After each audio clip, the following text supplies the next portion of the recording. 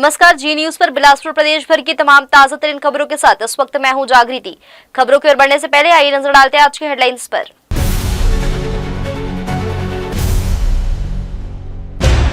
बिलासपुर में शराब डीएमएफ घोटाले पर ईओडब्ल्यू एसीबी की ताबड़तोड़ कार्रवाई, कई ठिकानों पर छापे और दस्तावेज जब्त। नवा रायपुर में डीजीपी आईजी कॉन्फ्रेंस की तैयारियां तेज, C4 बिल्डिंग में अधिकारियों की बैठक में सुरक्षा और समन्वय पर मंथन। सख्ती तेलंगाना पुलिस की संयुक्त कार्रवाई में अंतर्राज्यीय गिरोह बेनकाब, 1,70,000 के नकली नोट बरामद कर 3 आरोपी गिरफ्तार। ठंड बढ़ते ही कानन पेंडारी और अन्य पिकनिक स्पॉट्स पर सैलानियों की भारी भीड़, वन्य जीवों व पर्यटकों की सुरक्षा पर जोर। अब खबरें विस्तार से। बिलासपुर में शराब और डीएमएफ घोटाले की जांच में सोमवार को बड़ा मोड़ ले लिया, जब आर्थिक अपराध प्रकोष्ठ ईओडब्ल्यू और भ्रष्टाचार निरोधक ब्यूरो एसीबी की संयुक्त टीमों ने शहर भर में तड़के से कई ठिकानों पर एक साथ दबिश दी। कार्रवाई का मुख्य केंद्र पूर्व प्रशासनिक अधिकारी और शराब घोटाले के आरोपित अनिल टुटेजा के रिश्तेदार अशोक टुटेजा का दयालबंद स्थित मकान रहा, जहां जांच दल सुबह से दस्तावेजों और डिजिटल अभिलेखों की जांच करता रहा। दयालबंद के अलावा जगमल चौक और गोल बाजार क्षेत्रों में भी टीमों ने तलाशी अभियान चलाया तथा कई घरों और कारोबारी प्रतिष्ठानों से वित्तीय लेन देन से जुड़े कागज, मोबाइल, लैपटॉप और रजिस्ट्री दस्तावेजों की पड़ताल की। छापेमारी के दौरान बड़ी संख्या में पुलिस बल की तैनाती से स्थानीय इलाकों में सुबह से हलचल बनी रही। राज्य भर में जारी इस व्यापक अभियान में रायपुर, दुर्ग, अंबिकापुर, जगदलपुर और बिलासपुर शामिल है। शराब घोटाले की जांच उप पुलिस अधीक्षक सुरेश ध्रुव और डीएमएफ घोटाले की जांच उप पुलिस अधीक्षक राहुल शर्मा के नेतृत्व में की जा रही है, जिसमें धन प्रवाह और संभावित साठगांठ की परतों को जोड़कर समझने पर विशेष जोर दिया जा रहा है। मुख्यमंत्री विष्णुदेव साय ने कहा कि उनकी सरकार भ्रष्टाचार पर पूरी तरह शून्य सहनशीलता की नीति पर काम कर रही है और दोषियों के खिलाफ कड़ी कार्रवाई जारी है। साथ ही जब्त दस्तावेजों की जांच रायपुर स्थित एसीबी कार्यालय में विशेषज्ञ टीम द्वारा की जाएगी। बिलासपुर में कई ठिकानों को सील कर दिया गया है और छानबीन देर शाम तक चलने की संभावना है। अब हमारी सरकार करप्शन के मामले में जीरो टॉलरेंस की नीति अपना रही है और उसके तहत जो भी दोषीदार हैं, जहां से भी शिकायतें आ रही हैं, हमारी एजेंसियां जांच कर रही हैं और आरोप सिद्ध पाए जाने पर उनको दंडित भी करने का काम हो रहा है। राज्य में करोड़ों रुपए के आबकारी और डीएमएफ घोटाले की जांच को लेकर भ्रष्टाचार निरोधक ब्यूरो एसीबी और आर्थिक अपराध प्रकोष्ठ ईओडब्ल्यू की संयुक्त टीम ने सुबह कई जिलों में एक साथ बड़ी कार्रवाई की। इस बहुचर्चित भ्रष्टाचार मामले में आरोपियों के ठिकानों पर छापेमारी जारी है। इसी क्रम में आबकारी विभाग के सेवानिवृत्त अधिकारी और घोटाले के मुख्य आरोपी रहे तत्कालीन आयुक्त सेवानिवृत्त IAS निरंजन दास से जुड़े स्थानों पर भी छापा डाला गया। जगदलपुर में मैत्री संघ क्षेत्र स्थित निरंजन दास के भाई चितरंजन दास के घर पर टीम पहुंची और घर के कमरों, अलमारियों व दस्तावेजों की बारीकी से जांच की। बताया जा रहा है कि जांच दल आय, संपत्ति, बैंक लेन देन और आबकारी विभाग से जुड़े महत्वपूर्ण दस्तावेजों को खंगाल रहा है। छापे के दौरान कई संदिग्ध फाइलें, लेन देन से जुड़े कागजात और डिजिटल रिकॉर्ड जब्त किए गए। छत्तीसगढ़ के रायपुर, बिलासपुर, दुर्ग और बस्तर संभाग सहित कई जिलों में एसीबी ईओडब्ल्यू की टीमें सुबह से लगातार दबिश दे रही है। घोटाले से जुड़े पुराने निर्णयों और ठेका आवंटन प्रक्रियाओं की जांच तेजी से आगे बढ़ाई जा रही है। अधिकारियों ने बताया कि यह कार्रवाई लंबे समय से चल रही प्राथमिक जांच के आधार पर की गई और आगे और भी खुलासे संभव है। छापेमारी के दौरान भारी पुलिस बल तैनात किया गया और स्थानीय लोगों में कार्रवाई को लेकर काफी उत्सुकता देखी गई। प्रशासन का कहना है कि जांच पूरी तरह पारदर्शी तरीके से होगी और इस प्रकरण से जुड़े किसी भी अधिकारी या व्यक्ति को बचाया नहीं जाएगा। मुख्यमंत्री विष्णुदेव साय ने आज रायपुर स्थित छत्तीसगढ़ राज्य युवा आयोग कार्यालय से राज्य के 68 युवाओं के दल को हरी झंडी दिखाकर यूनिटी मार्च में भाग लेने के लिए गुजरात रवाना किया। ये युवा सरदार वल्लभ भाई पटेल की कर्मभूमि करमसद से स्टैचू ऑफ यूनिटी केवड़िया तक आयोजित राष्ट्रीय पदयात्रा में हिस्सा लेंगे। इस अवसर पर मुख्यमंत्री ने सरदार पटेल के योगदान और भारत की एकता में उनके अटल संकल्प की महत्वपूर्ण भूमिका को याद किया। मुख्यमंत्री श्री साय ने कहा कि 26 नवंबर से 6 दिसंबर तक चलने वाले इस यूनिटी मार्च में देश भर के जनप्रतिनिधि भी शामिल होंगे, जो युवाओं के लिए गर्व और प्रेरणा का अवसर है। उन्होंने गुजरात में आयोजित भारत पर्व का जिक्र करते हुए कहा कि वहां उन्होंने स्टैचू ऑफ यूनिटी के दर्शन किए और भारत की सांस्कृतिक एकता की झलक देखी। इस दौरान छत्तीसगढ़ की समृद्ध संस्कृति, विविधता और व्यंजनों का भी प्रदर्शन किया गया। उप मुख्यमंत्री अरुण साव और जगदलपुर विधायक श्री किरण सिंह देव ने भी चयनित युवाओं को शुभकामनाएं दी और उनके उज्जवल भविष्य की कामना की। इस अवसर पर रायपुर जिला पंचायत अध्यक्ष, पूर्व विधायक, खेल एवं युवा कल्याण विभाग के सचिव सहित बड़ी संख्या में युवा अधिकारी और कर्मचारी मौजूद रहे।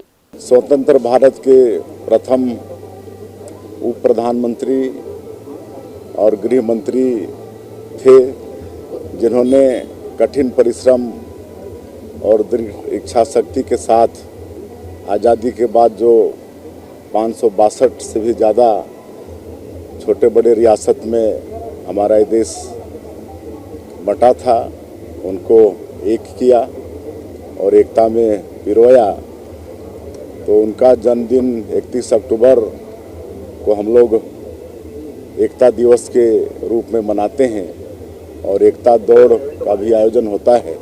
चूँकि इस साल उनका 150वीं जयंती समारोह चल रहा है, तो अनेकों आयोजन हो रहे हैं और खेल एवं युवा कल्याण विभाग भी युवाओं का जिला और प्रदेश स्तर में एकता यात्रा के बाद आज राष्ट्रीय एकता यात्रा, जो सरदार वल्लभ भाई पटेल जी का जन्म गांव है करमसद, वहां से लेकर एकता नगर केवड़िया, जहां पर विश्व का सबसे बड़ा ऊंचा उनका स्टैचू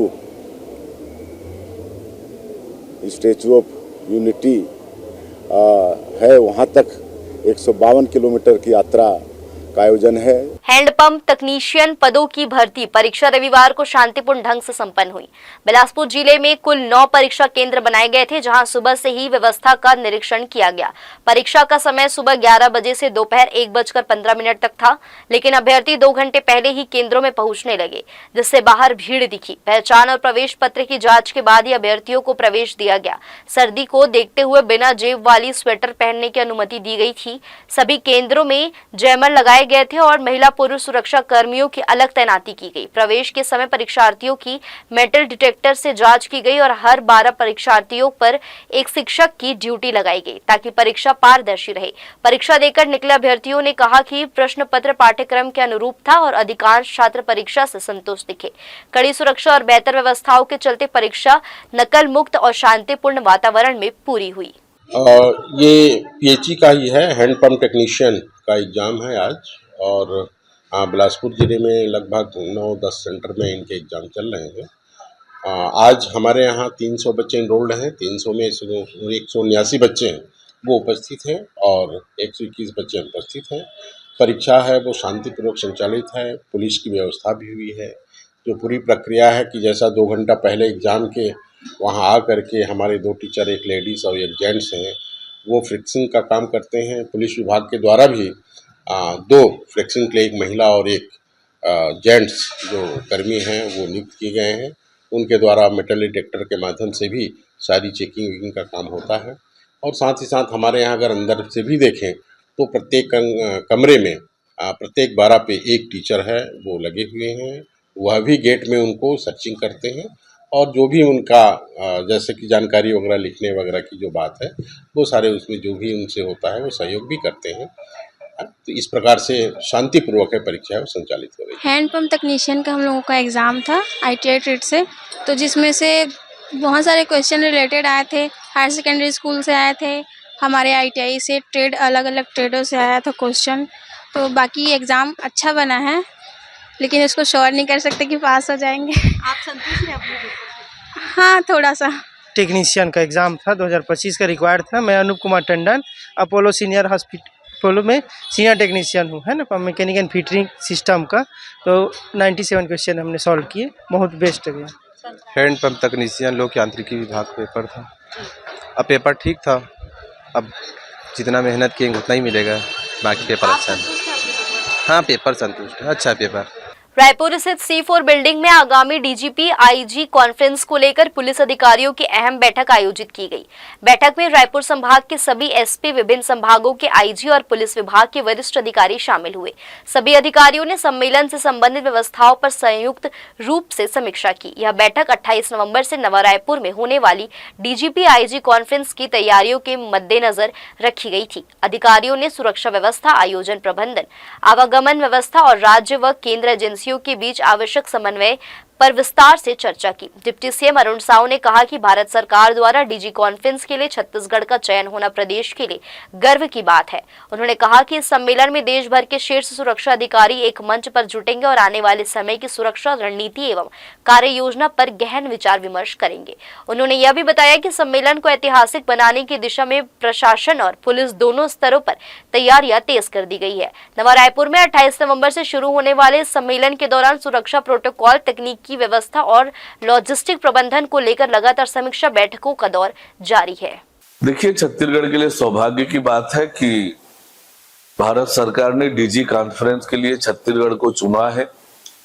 देश भर के वरिष्ठ अधिकारी उस कॉन्फ्रेंस में आने वाले हैं और निश्चित रूप से आने वाले समय के कार्य योजना पर चर्चा होगी और ये बहुत ऐतिहासिक और यादगार कॉन्फ्रेंस होगा। चर्चित सूदखोर तोमर बंधुओं की गिरफ्तारी के बाद मामला नए मोड़ पर पहुंच गया है। तोमर परिवार की एक महिला द्वारा पुलिस पर लगाए गए गंभीर आरोपों के बाद करणी सेना खुलकर सामने आ गई है। बिलासपुर पहुंचे क्षेत्रीय करणी सेना के राष्ट्रीय अध्यक्ष राज शेखावत ने चेतावनी दी कि यदि 7 दिसंबर से पहले पीड़ित महिला को न्याय नहीं मिला तो महिला अस्मिता की रक्षा के लिए देश भर से लाखों करणी सैनिक रायपुर में महापंचायत करेंगे। रायपुर के तोमर बंधुओं के खिलाफ शहर के विभिन्न थानों में कई प्रकरण दर्ज है और पुलिस कार्रवाई तेज होते ही वे फरार हो गए थे। बाद में पुलिस ने वीरेंद्र तोमर को दूसरे राज्य से गिरफ्तार किया और उसे सड़क पर जुलूस की तरह ले जाया गया, जिसका गिरते हुए एक वीडियो भी वायरल हुआ। गिरफ्तारी के बाद तोमर परिवार की महिलाएं पुलिस कार्रवाई को गलत बताते हुए मर्यादा लांघने का आरोप लगा रही है। इसी दौरान एक महिला द्वारा लगाए गए गंभीर आरोपों ने विवाद को और बढ़ा दिया है। करणी सेना ने इसे महिला सम्मान का मुद्दा बताते हुए पुलिस के खिलाफ मोर्चा खोल दिया है और दावा किया है कि यदि तय समय तक निष्पक्ष जांच कर न्याय नहीं मिला तो रायपुर में बड़ी महापंचायत आयोजित की जाएगी, जिसमें देश भर से लाखों करणी सैनिक जुटेंगे। तो पुलिस प्रशासन द्वारा कुचला गया और हमारी बहन बेटी की इज्जत पे हाथ डाला गया। अब हम सभी सर्व समाज के लोग पूरे भारतवर्ष से रायपुर 7 तारीख को पहुंच रहे हैं। हमारा आयोजन है, पीड़ित परिवार का आयोजन है, समस्त क्षत्रिय और सर्व समाज के द्वारा आयोजन है। उस आयोजन को सफल बनाने के लिए हम गांव-गांव यात्रा करके न्योता दे रहे हैं और हम इन मांगों पे सहमति दर्ज करके ही मैदान छोड़ने का प्रण ले रहे हैं।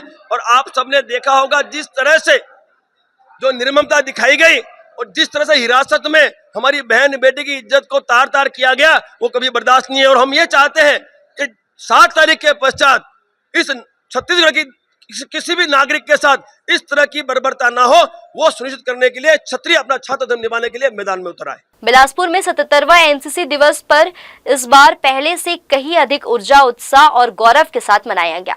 नवंबर माह के अंतिम रविवार को आयोजित इस भव्य समारोह में शहर के 26 से अधिक स्कूलों और कॉलेजों के तकरीबन 1000 कैडेट्स ने हिस्सा लिया। पूरे दिन चलने वाले कार्यक्रमों ने न सिर्फ शहरवासियों को आकर्षित किया, बल्कि युवाओं की अनुशासन, एकता और राष्ट्र सेवा के प्रति भावना का अद्भुत प्रदर्शन भी देखने को मिला। कार्यक्रम की शुरुआत सुबह 8 बजे अरपा रिवर व्यू से निकली जागरूकता रैली के साथ हुई। लाल काली वर्दी में सजे कैडेट्स ने नेहरू चौक, पोस्ट ऑफिस चौक और देवकीनंदन चौक से गुजरते हुए अनुशासित मार्च के साथ लोगों का ध्यान अपनी ओर खींचा। रैली के दौरान कैडेट्स ने स्वच्छता, सड़क सुरक्षा, पर्यावरण संरक्षण और सामाजिक जिम्मेदारियों से जुड़े संदेशों को पोस्टर, स्लोगन और नारों के माध्यम से आमजन तक पहुंचाया। शहर के अलग अलग इलाकों में लोग रुक रुक कर रैली को देखते रहे और युवाओं के जोश की जमकर सराहना की। सीम्स ऑडिटोरियम में रैली के पहुंचने के बाद कार्यक्रम का अगला चरण शुरू हुआ, जिसमें सामाजिक सेवा पर विशेष ध्यान दिया गया। सीम्स अस्पताल के ब्लड बैंक में एक विशाल रक्तदान शिविर आयोजित किया गया, जहां एनसीसी कैडेट्स के साथ साथ अधिकारी और कई स्वयं सेवक भी पहुंचे। दिन भर चले इस शिविर में लगभग 150 यूनिट रक्त संग्रहण किया गया, जो एनसीसी की एकता और अनुशासन की भावना के साथ साथ समाज के प्रति उसकी प्रतिबद्धता को दर्शाता है। आज जो है 7th CG बटालियन जो NCC की है, इसके द्वारा जो 77th एस्टेब्लिशमेंट डे है, इसका प्रोग्राम किया जा रहा था। बहुत ही अच्छा, लगभग जो अपने 42 इंस्टीट्यूशंस है जहाँ पे इनके अभी हैं कैडेट्स, 26 ने यहाँ पार्टिसिपेट किया और अलग अलग प्रकार के performance, be it cultural, be it blood donation सब किया जा रहा है और बहुत ही मोटिवेटिंग सेशन जो है ऑर्गेनाइज़ किया गया। कॉन्ग्रेचुलेशंस इतने अच्छे ऑर्गेनाइजर्स को, ऑर्गेनाइजेशन के लिए। समारोह में उन कैडेट्स को भी विशेष रूप से सम्मानित किया गया जिन्होंने विभिन्न राष्ट्रीय स्तरीय कैंपों जैसे रिपब्लिक डे कैंप, तिरंगा रैली, थल सेना कैंप और एडवेंचर गतिविधियों में उत्कृष्ट प्रदर्शन किया है। इन कैडेट्स की उपलब्धियों ने न सिर्फ संस्थान बल्कि बिलासपुर शहर का नाम राष्ट्रीय पटल पर उज्जवल किया है। मंच से अधिकारियों ने एनसीसी को युवाओं के व्यक्तित्व विकास का सबसे प्रभावी माध्यम बताते हुए कैडेट्स को आगे भी ऐसी ही उपलब्धियां हासिल करने के लिए प्रेरित किया। आज देश निर्माण की दृष्टि से बहुत ही पावर्स दिवस है। 77वें एनसीसी कैडेट डे पर आज 7th CG बटालियन के तत्वावधान में विविध कार्यक्रम आयोजित किए गए हैं, जिसमें सांस्कृतिक कार्यक्रम है, जिसमें राष्ट्रीय भावना से ओतप्रोत प्रस्तुतियां दी गई हैं। उसके अलावा लगभग 150 रक्तदान यूनिट्स के रक्तदान का कार्यक्रम भी आयोजित किया गया है, जो विभिन्न छात्र और छात्रा कैडेट के द्वारा किया जा रहा है। यह अभूतपूर्व अवसर है और इनका जज्बा जुनून देखकर अत्यंत मैं अभिभूत हूँ। जैसा कि आपको विदित है कि आज 77वां NCC दिवस समारोह का आयोजन किया गया। NCC डे का सेलिब्रेशन हर प्रतिवर्ष नवंबर माह के आखिरी संडे को मनाया जाता है। आज के इस कार्यक्रम में हमारे लगभग 26 इंस्टीट्यूट के, स्कूल और कॉलेजेस के जो 900 विद्यार्थी हैं, लगभग 1000 कैडेट्स ने इस कार्यक्रम में हिस्सा लिया। प्रातःकाल सुबह 8 बजे हमने एक जन जागरूकता रैली का आयोजन किया, जो रैली आपका अरपा रिवर व्यू से शुरू होते हुए नेहरू चौक होते हुए वहाँ से पोस्ट ऑफिस और फिर आपका देवकी नंदन चौक और सिम्स में ऑडिटोरियम में आके कंक्लूड हुई। तत्पश्चात यहाँ पे कल्चरल प्रेजेंटेशन किया गया। अधिकारियों ने कहा कि एनसीसी सिर्फ सैन्य प्रशिक्षण का माध्यम नहीं, बल्कि युवाओं में नेतृत्व, अनुशासन, आत्मविश्वास और सामाजिक जिम्मेदारी जैसी मूल्यों को विकसित करने का बड़ा प्लेटफॉर्म है। उन्होंने बताया कि इस वर्ष बड़ी संख्या में कैडेट्स ने स्वयं सेवा, पर्यावरण अभियान और रक्तदान जैसे सामाजिक कार्यों में बढ़ चढ़कर हिस्सा लिया है, जो समाज के प्रति उनकी जागरूक सोच का प्रमाण है। ये मैंने ऑल इंडिया थल सैनिक कैंप किया है, जो कि नई दिल्ली पे लगा था। इसमें 7 लेवल पे सिलेक्शन होता है, जिसमें सेलेक्ट होते होते हम लोग दिल्ली पहुंचते हैं, जिसमें ऑल थल सैनिक कैंप में जो थल सैनिक पढ़ाई करते हैं वो उनके रूटीन का एक कोर्स आता है। उसमें 60 इवेंट रहते हैं, जिसमें से एक इवेंट होता है JDFS, judging distance and field signal. उसमें मेरा चयन हुआ था, जहां तक मैं दिल्ली को पूरा करके आया, जिसमें पूरे 17 डायरेक्टेड ऑल इंडिया के कैडेट्स आए थे। तो वहाँ पे मेरा सिलेक्शन हुआ था, उसके लिए मेरे को मेडल प्रदान किया गया।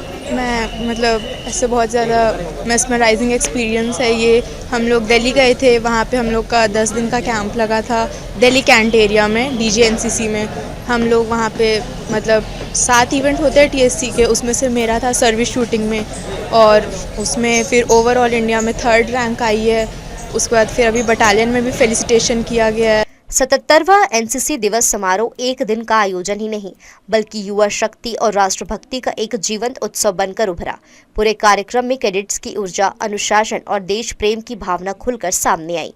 शहरवासियों ने भी इस आयोजन को प्रेरणादायी पहल बताते हुए कहा कि इससे युवाओं में राष्ट्रीय चेतना, सेवा भावना और जिम्मेदारी के प्रति समझ और मजबूत होती है।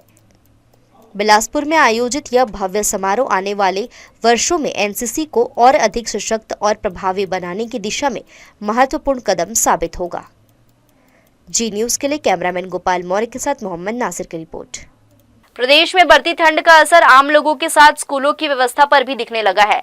सर्द सुबह में बच्चों को ही हो रही परेशानी को देखते हुए जिला शिक्षा विभाग ने सभी शासकीय और निजी स्कूलों के समय में बदलाव के निर्देश जारी किए हैं। अब सुबह की पाली में लगने वाले स्कूल आधा घंटा देरी से शुरू होंगे। पहले कक्षाएं 7:30 बजे लगती थी, जबकि अब नया समय 8 बजे निर्धारित किया गया है। अधिकारियों का कहना है कि इससे बच्चे ठंड और कोहरे भरी सुबह में सुरक्षित तरीके से स्कूल पहुंच सकेंगे। दूसरी पाली के स्कूल पहले की तरह दोपहर 12 बजे से ही संचालित होंगे और शनिवार को भी यही नई समय सारणी लागू रहेगी। आदेश जारी होते ही स्कूल प्रबंधन ने अभिभावकों को सूचना देना शुरू कर दिया है। विभाग का कहना यह है कि यह निर्णय बच्चों की सुरक्षा और सुविधा को ध्यान में रखकर लिया गया है और यदि तापमान और गिरता है तो स्कूल समय में आगे भी परिवर्तन संभव है। फिलहाल सुबह के समय में किया गया यह बदलाव विद्यार्थियों के लिए राहत लेकर आया है। ठीक है, जो है DPI से एक ऑर्डर आया हुआ है, शासन स्तर का लेटर है वो, उसमें शीतलहर चलने की संभावना है। उसके तहत हमने अपना विद्यालय का जो समय है उनमें थोड़ा परिवर्तन किया है। खासकर जो है मॉर्निंग शिफ्ट जो है सुबह पाली के जो विद्यालय उसमें आधे घंटे की बढ़ोतरी की है। जो 7:30 बजे जो लगता था वो 8 बजे की है। बाकी समय वही है, 8 से प्रथम पाली में 8 से लेकर के सुबह 8 बजे से लेकर के 11:15 तक 11:30 तक, और जो है 12 बजे से लेकर के आपका 4 बजे तक डे शिफ्ट का है। बुलेटिन में खबरें भी और भी है, वक्त तो चल छोटे से ब्रेक का, हम लौटेंगे जल्दी छोटे से ब्रेक के बाद।